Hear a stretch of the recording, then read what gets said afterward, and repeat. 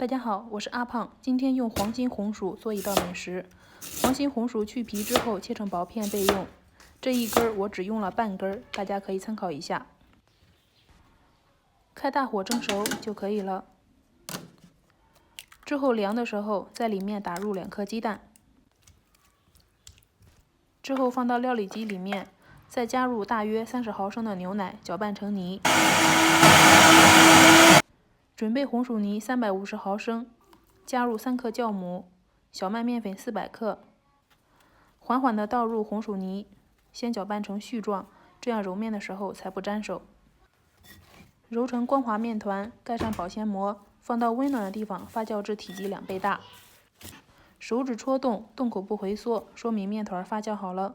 之后取出来，揉面排气，再分成小剂子。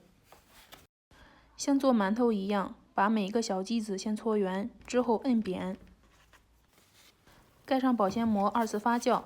2次发酵好的状态就是拿起来，你会感觉到手感明显发轻。电饼铛选择馅饼模式，不用刷油，放入发酵好的面剂子，盖上盖子，大约焖4-5分钟。之后翻个面。